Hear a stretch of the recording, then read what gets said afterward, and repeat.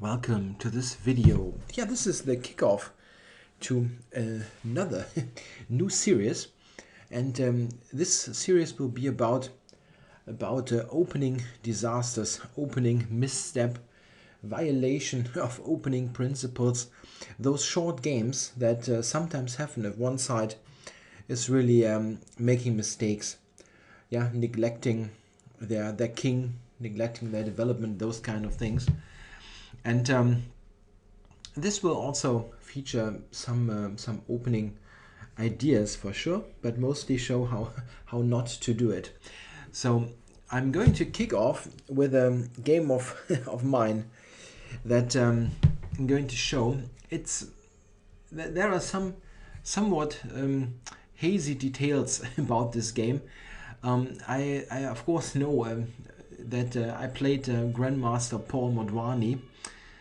I was black in this game, and it was in the Dutch league. But I have lost the score sheet of the game, so I'm not 100% sure when this was played. It must have been in the early 2000s, 2002, 2003, around this time. But this has not found the way into a big database somehow. Surprisingly, it was the first Dutch league, so pretty decent level event. And yeah, I lost the score sheet. Maybe I also destroyed it after the game. I really don't know. But yeah, let's see what happened in this game. I was black and Motwani played 1c4. Yeah, Motwani was for quite a long time the top Scottish grandmaster. Always rated around 2,500 in a way. At the time, I think he was a little bit lower, and I'm not sure that he's that active anymore. He also wrote chess books, quite nice ones. Okay, so let's see what happened here. Got c4, c5, the symmetrical English, knight f3, g6, knight c3, bishop g7.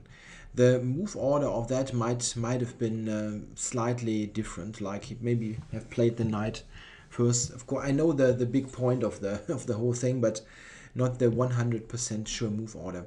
Yeah, I know that here he definitely in this position he definitely played the move e3, which of course surprised me. It's not a very common way to play this opening with white. White normally here has two main plans. He can just start the king side fianchetto. After this, here black has this huge selection. He can play e5, e6, d6, knight f6, all kinds of stuff. Or white can play d4. This is the other main approach. However, in this position, it's good to know that it's not a super correct move. It's a little bit iffy, because here white is not able to hold d4. He needs to move the knight again. Definitely does not want to take on c6, strengthen black's pawn center. So knight c2 is played, and here black can and should take the chance to take this check, which really kills white's pawn structure. And is normally believed to be very good for black. Very good is a bit much, but white is struggling a bit here to keep an equal game. It's very promising for black. So this is, however, played very often. Yeah, he played e3. It's not a bad move. I mean, it's just a little bit uncommon. Yeah, here it's interesting to note that knight f6 and knight c6 are two different things entirely. If I go knight c6, which is playable, of course, then d4 is a little bit problematic for black. Yeah, d4, d5 is an annoying move. If you now play the capture, you're not ready to play d5, and white will probably push d5 with a tempo on the knight. This is why knight c6, while being playable, is not super comfortable. Black can also, by the way, go here. But again, after d5, he faces a tempo loss with the knight. Yeah, I played knight f6. I think this is just better. because after d4 now you don't need to worry about d4, d5 that much. Yeah, here the easiest way to play is to capture and play d5. I didn't want to do that at the time because I had very limited knowledge of this type of thing, which is basically a transposition to a Caro-Kann Panov. And I remember that I also didn't want to do that because Motwani is, or at the time at least, was a very versatile player in his openings. He played e4, d4, c4, all moves. So I thought that he probably has more experience in this open type of position, this Panov Caro-Kann type of position than I have. So after this d4, I went castles first. My rationale was that the only really decent move that white has, in my thinking, was bishop e2 that I expected, and then I would have taken and go d5. And now if he then takes, he has the bishop on e2 instead of on c4, which would have been more active. Yeah, like to show it once again in comparison here, white may go bishop c4, which is more active than bishop on e2. So I wanted to wait a move and let him commit to e2 before I get on with the taking. However, after some consideration, this I remember, he didn't play this quickly, he took on c5. And this caught me by surprise. I had never seen this move. I mean, this is a backwater of chess theory anyway, so it's not like people invest hours to study this position, but d takes c5 I definitely didn't really expect. Yeah, it takes away from the center, d takes c, and if I get the pawn back, well, I should be in good shape. Yeah, black has a ton of alternatives here. The easiest looking is in a way queen a5, yeah, just setting up this and lining up to take the pawn back. That's okay, definitely. But I thought, well, why not knight a6? Yeah, I'm developing this piece, and I get to take on c5 with the knight, where it is nicely placed. Yeah, what I expected is was a move like bishop e2, let's say, normal looking move. Then I take here, castles, and now black can, yeah, or should decide between d6, b6, something like that, maybe b6. Yeah, and I'm going bishop b7, possibly knight e4. I was really delighted here. Thought, okay, this is nice. Why not? This is a nice position. White is not very active, and I was a little bit asking myself what his big idea is with this whole setup, because it looks very unambitious. However, he had an ambitious idea. He now played the move e3, e4, which looks a bit weird because it in a way loses a move. Yeah, first e3 and then e4. But yeah, it has a very concrete idea. Yeah, he's maybe planning to play e5. And I really don't have any other sensible move, I believe. Maybe things like queen a5, but knight c5 is by far the most obvious move here. I'm taking the pawn back and directly attacking here. If we now do a basic tempo count, yeah, we see that black has 3 pieces in play, yeah, the knights and the bishop, and he has castle. So black really spent very little time on other things like developing. Yeah, he moved the c pawn to stake a claim in the center. This has exchanged with the d pawn, and what white did, he played the capture out of the center and e3, e4. So white in a way has violated some opening principles. He now played the move e5. Again, moving this pawn again. Yeah, it's the third move of the pawn. And here I started to invest some time thinking what to do. I was really not believing white's play that much. I thought I should have an okay position, at least. And while I was considering knight takes c5, the move earlier, I had already looked at e5, of course. I was expecting the move, as it is the only one that really threatens black in a way. If e4 hangs, I mean, if he does not play e5, let's say he plays this to cover the pawn, otherwise I'll just take it. And after that, I just go d6 And this is a type of Maroxy bind where black has basically, yeah, he's won moves like e3, e4. The bishop is not particularly great here on d3. Yeah, you have possibly this bishop move coming with a pin, so that's a very comfortable position. Yeah, at least compared to a normal Maroxy, black is in really excellent shape. So e5 must be the critical move in a way, the move that tests black. And well, I was considering, as mentioned beforehand, that he would play that.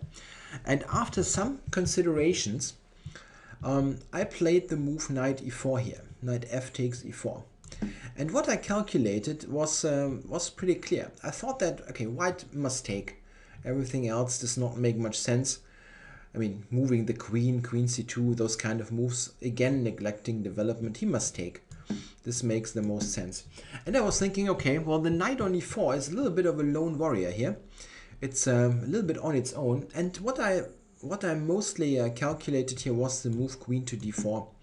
Yeah, attacking this knight. But I was thinking, okay, I can go queen a5. And then what can he do? Bishop d2, well, I just take.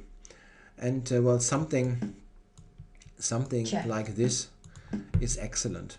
Yeah, d6 takes, rook d8, and black is in a fantastic shape. He has two bishops in an open position. The king is running around, and this is awful. Yeah, and well, queen a5 check. If he moves the king, at least needs to be considered. It looks totally off like this. I can just move the knight again. Yeah? I was really calculating this stuff. Bishop d2, queen c7, yeah, and black is fine. The king is bad on d1. And yeah, I was also thinking, okay, if he attacks it like that, again, I have this check, which forces him to move the king or lead to something like that. This is a bit better than queen d4 in comparison. Yeah, like d6 takes, and again, I have this great bishop and a good game. Yeah, and while I was waiting for him to play the move, and I was calculating, all of a sudden he made his move, and he played queen d5, and it hit me pretty quickly that this knight is trapped.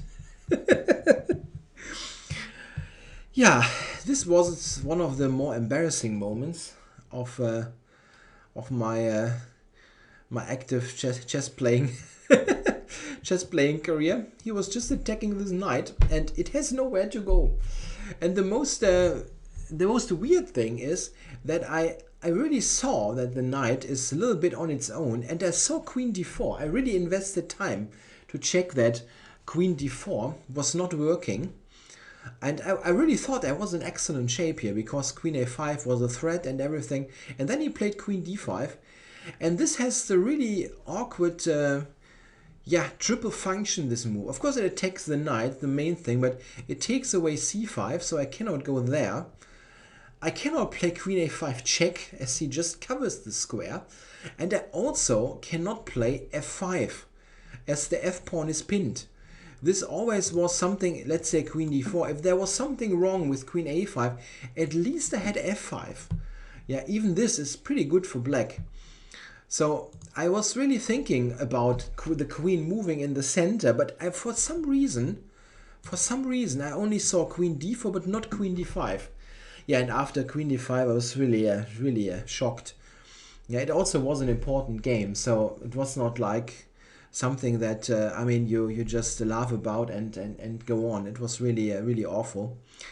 And yeah, I didn't resign immediately. By the way, I was still trying something. I played, I think, I cannot really recall it completely. I think I played d6, queen takes, and something like this, trying to irritate him. Something like this and e4, but white just played 2 or 3 more moves, and then I resigned. I was simply, in a way, too shocked to immediately resign. Yeah, pretty awful experience. And it shows that those kind of, if you have a single piece that's on its own, in a way, disconnected from your forces, it's always very problematic.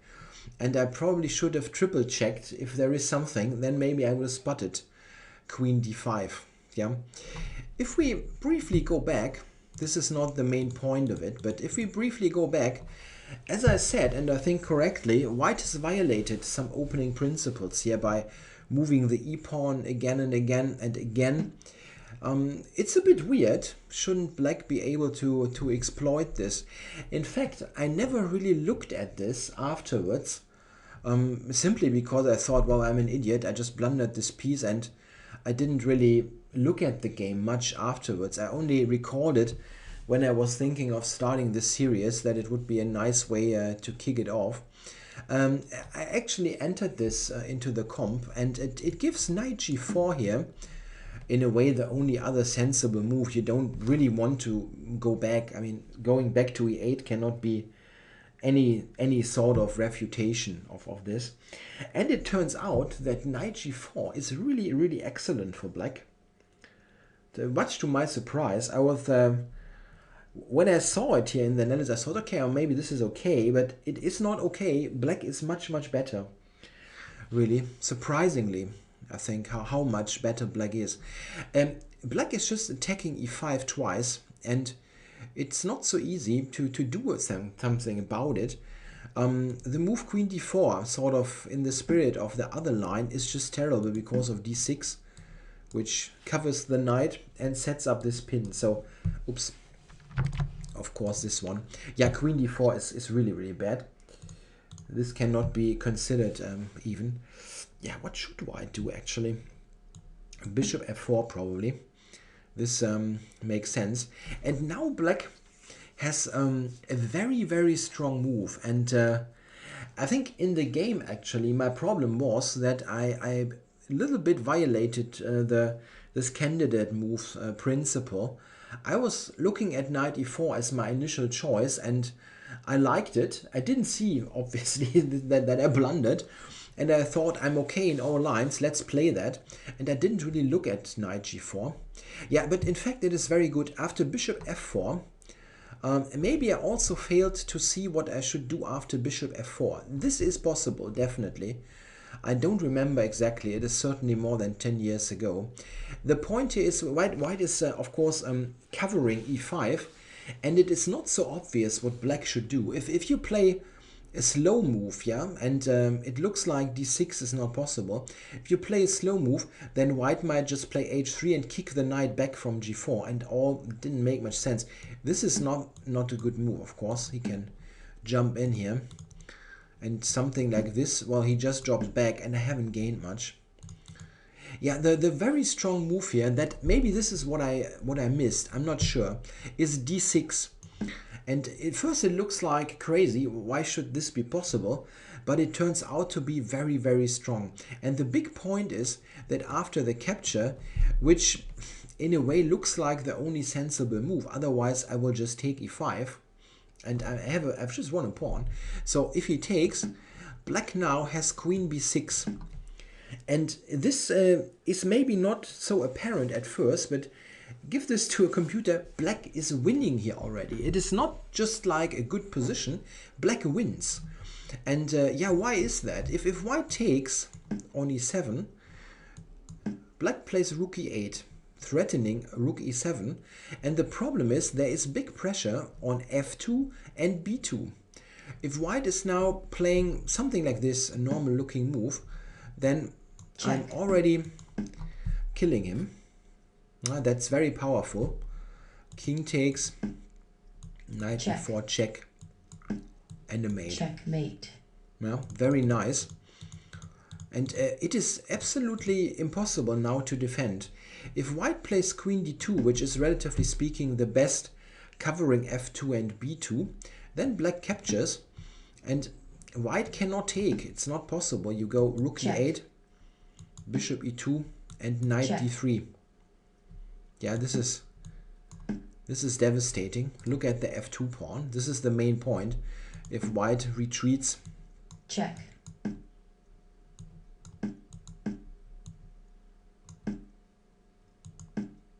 Check. Check. Check. And white is completely killed. Yeah, it's not like you can calculate this, but you can definitely see. If you put this it's tough to get that far. Once you see this and you see the combined threats against f2 b2, it becomes apparent that it is dangerous for white. You cannot really probably you cannot really tell that black is winning. The comp is just very simply stating -2, but that's difficult for a human player, but you can definitely see it is very dangerous. Yeah, well, the best line, relatively speaking, is queen d2, e takes d6, and now it gets very tough for white to defend the combined threats here, especially rook e8. Yeah, something like this is, relatively speaking, best, and this is yeah, this is quite a statement, as black can of course take. Yeah, the big point is this is a double check, and in this concrete case, this is even stronger because we checkmate, get in a direct mate, or alternatively checkmate. This one. So I actually could have punished him very severely for this e4, e5, e3, yeah, e4, e5 business. This kind of slow advance of the e-pawn, which lost lots of time. But I blundered instead of, yeah, almost refuting the whole thing. Knight g4 was much stronger. But yeah, it's very useful to remember that you really should triple check once you come to a situation where a piece is somewhat disconnected from your position, where it is unprotected and on its own. Sometimes there are surprising ways to trap such a piece, even in the center, like here, the knight on e4. Yeah, I somehow failed to see queen d5. I saw queen d4, I remember that. And it was this was this experience when he shoved the queen up the board and it landed on d5 and not on d4. This was shocking. Okay, I hope you enjoyed this, probably more than I did when I played the game. Thanks for watching.